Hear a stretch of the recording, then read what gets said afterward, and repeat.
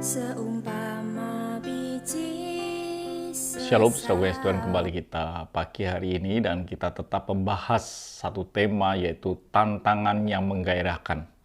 Kemarin kita telah melihat bahwa berjalan dengan Tuhan itu bukan sebuah beban. Walaupun Tuhan berkata, barang siapa mengikut aku, dia harus menyangkal dirinya, memikul salibnya, dan mengikut Tuhan.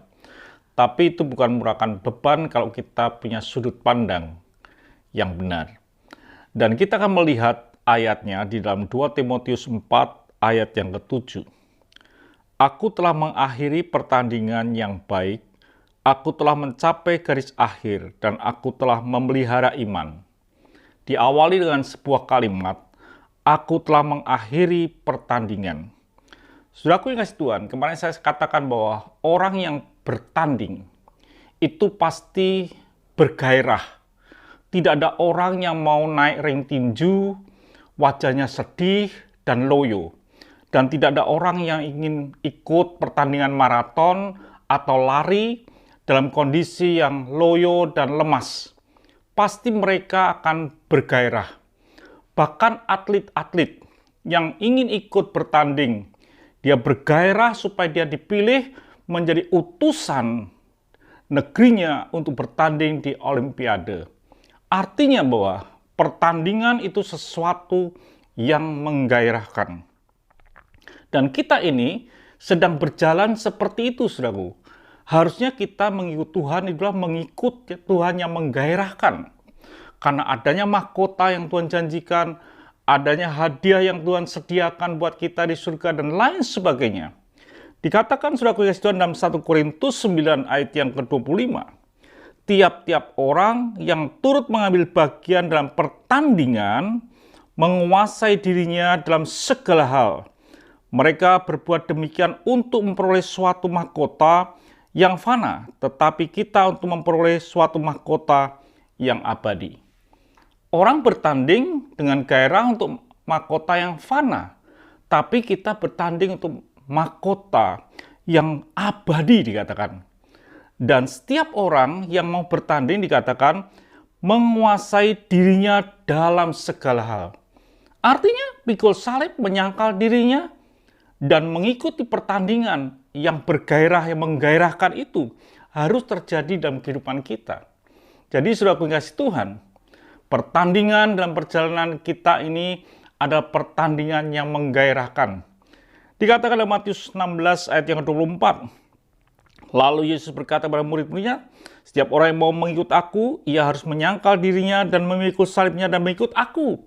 Artinya inilah latihan yang harus kita lakukan di dalam hidup ini. Jadi saudaraku yang kasih Tuhan, orang yang berlatih dalam pertandingan pasti dia akan bergairah. Karena dia ingin membuktikan bahwa latihannya itu membawa hasil yang luar biasa. Pertanyaannya, seringkali kita ini tidak berlatih dalam hidup ini. Tidak menguasai diri, tidak menyangkal diri, tidak menyalibkan diri, tidak mau berlatih.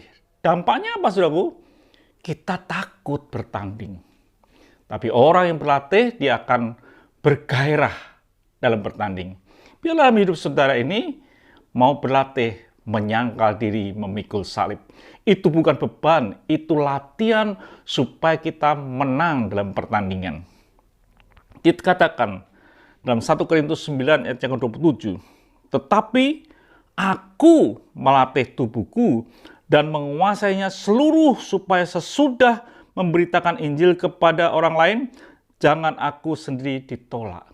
Paulus sadar, dia melatih dirinya, melatih hidupnya supaya sampai garis akhir dan mengalami kemenangan. Biarlah hidup saudara adalah hidup yang berlatih. Hari ini pikul salib, sangkal diri, itu sebuah latihan supaya saudara bertanding dan menghasilkan kemenangan dalam perjalanan ini. Satu ayat lagi, 1 Timotius 4 ayat yang ke-7. Tetapi jauhilah tahayul dan dongeng-dongeng nenek tua, latihlah dirimu beribadah.